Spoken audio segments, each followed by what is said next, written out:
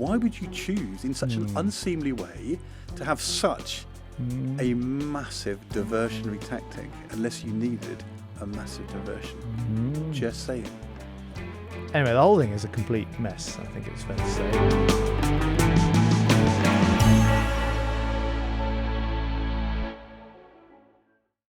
Welcome back. This is going to sound like one of those audiobooks of a John le Carré novel, because we are now into the world of espionage and a quite extraordinary series of events that have been played out very much in public. And that in itself is, of course, unusual in this world. And that is that the Crown has dropped two very high-profile espionage cases against two individuals, one of whom worked in the House of Commons and who were alleged to be spying on behalf of China.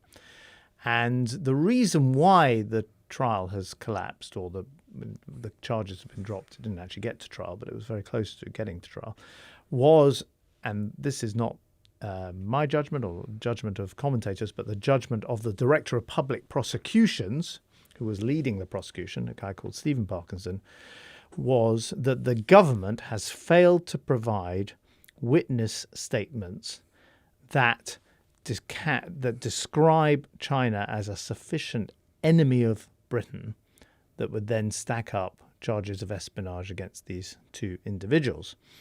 And they've gone public with that after lots of days of speculation and lots of people asking why on earth the Director of Public Prosecutions has dropped this case. And that was causing a lot of anger, particularly in Parliament, where one of the individuals worked, who was alleged to be spying. And the person sort of currently getting it in the neck, although I imagine he's pretty cross about that, is Jonathan Powell, who is Keir Starmer's national security advisor, used to be Tony Blair's chief of staff. And people are saying, well, it must have been him and he must be trying to suck up to China, or Britain wants to have better economic relations with China, which has definitely been an objective of this Labour government. And that's why they're not prepared to call China an enemy. And because they're not prepared to do that, the case can't go forward. Anyway, the whole thing is a complete mess, I think it's fair to say. And there's quite a blame game going on, isn't there, in Whitehall, in the very upper echelons of the government at the moment?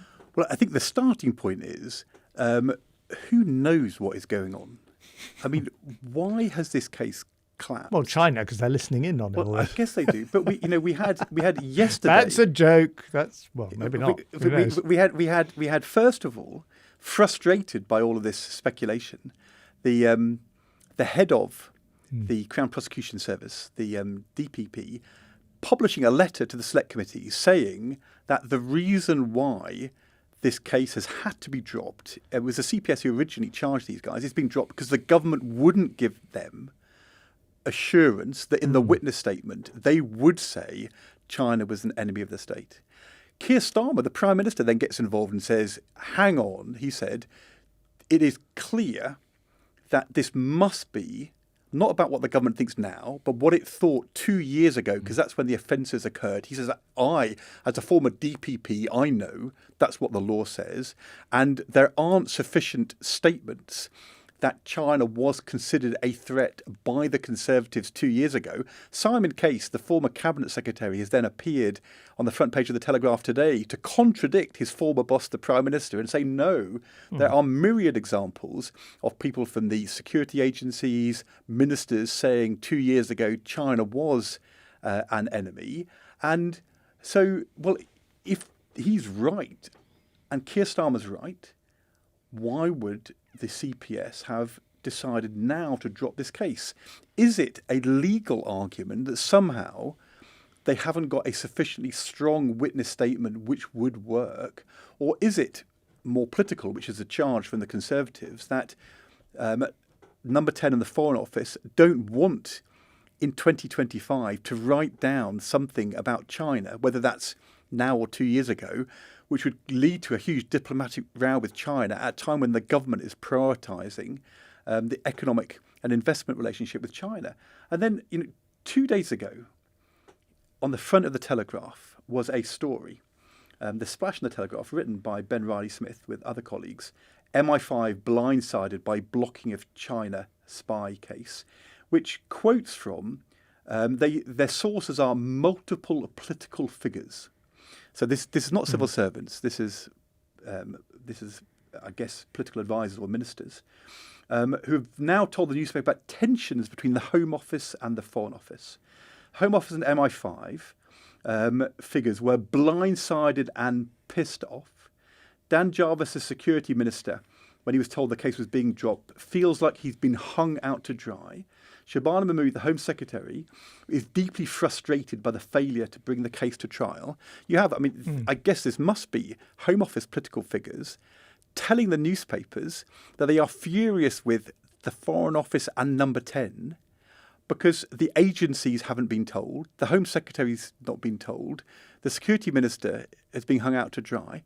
I mean, on a matter of national security, to have this degree of external laundering of internal debates, I mean, it's astonishing and so unseemly. What is going on? Well, I guess it had to be an external row because there was a case coming.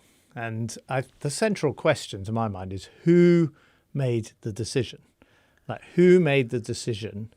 You know, because presumably the DPP, the Director of Public Prosecutions, we've got no reason to believe he's lying, do we? It'd be extraordinary if he was. He's saying the government failed to provide witness statements despite months of requests. That's what he's saying. Of a sufficient strength. Of that China was a threat. And the Starmer defence, which is, well, yeah, but this all happened a couple of years ago, so what was the status quo then? Doesn't really stack up because now everyone's come out with the kind of things that Rishi Sunak and the Tory government were saying. Tom Tugendhat was saying, the head of MI5 was saying. I mean, there's loads of examples. So it must have been a decision. And by the way, there may be a very good reason for it. I'm more sympathetic in these cases to there may be an overriding national interest. And someone would have made the decision. And frankly, if you think about how the British government operates, that would ultimately be a Prime Minister's decision. The Cabinet Secretary, who's been rather silent in all of this, I suspect would be involved normally, certainly would have been back in my day. If Jonathan Powell feels unfairly treated, which is what we heard, I'm sure he would have somehow been in the room.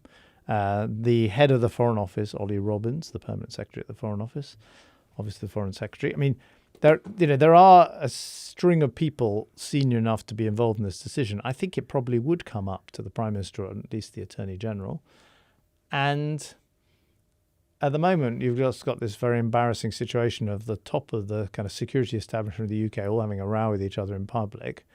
It doesn't really speak to deterrence and, don't come and spy on Britain as a message that is currently being broadcast around the world. But you can't allow it to be resolved in a rolling in front of the newspaper public row. You've got to get a grip.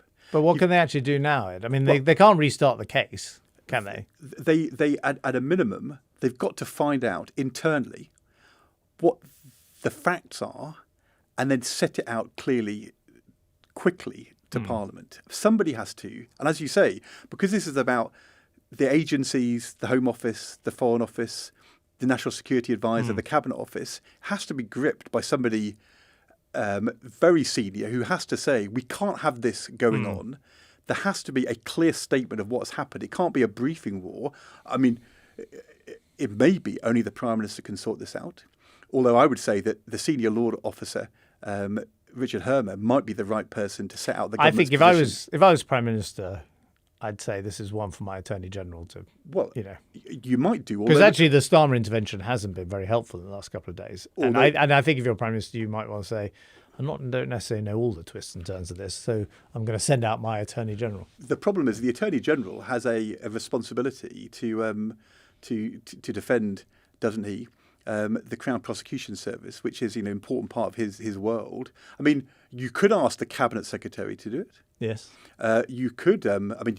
You could ask your Chief of Staff to do it, Morgan McSweeney. What about our friend, the new Chief Secretary to the Prime Minister, Darren? What's he for? I mean, there's been this big reshuffle which said he's the guy to sort out the Prime Minister's problems. He was a massive problem for the Prime Minister, right in front of him. What's Dan Jones for if it isn't for sorting this one out? Get Darren in, knock heads together.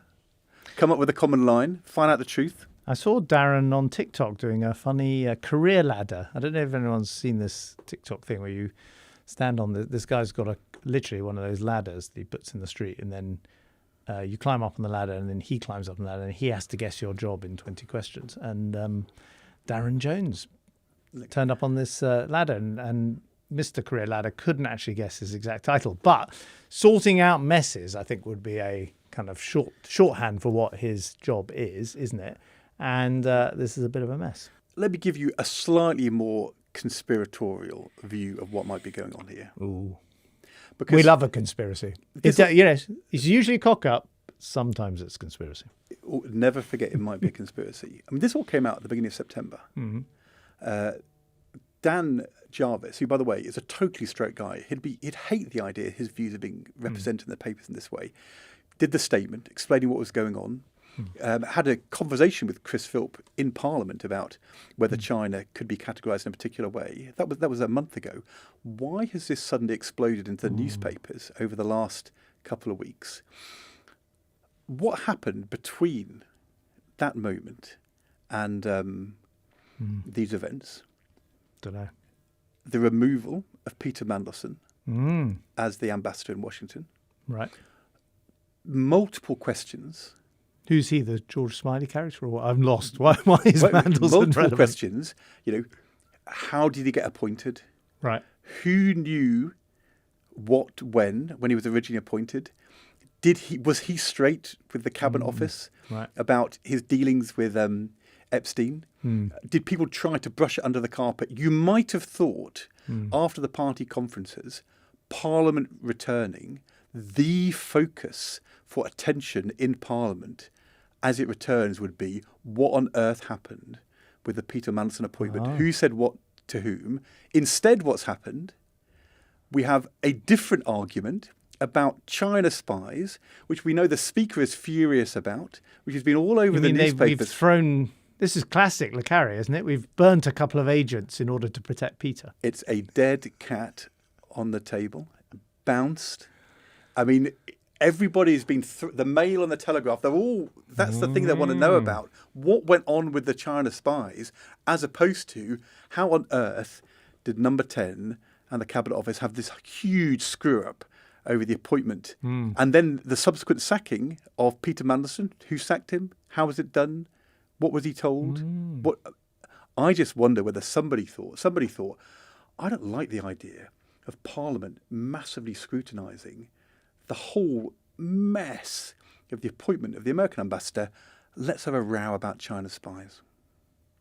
Conspiratorial? Yeah, I mean, they've got a new series, haven't they, of Le Carre books, which his son has written the first of in the Le Carre kind of name. And now he's invited other authors to write in that genre, a bit like the kind of James Bond books now are written by, obviously not Ian Fleming anymore. I think step forward Edward Balls. Explain why a month after this came out, there's suddenly this massive briefing war in Whitehall with all these political sources picking a fight between the Home Office, MI5 and the CPS and the Foreign Office. Why would you choose in such an unseemly way to have such a massive diversionary tactic unless you needed a massive diversion? Just saying. So it's not the soldier, it's not sailor, it's not the tinker, it's the tailor. It's Darren. with the lead piping in the cabinet room.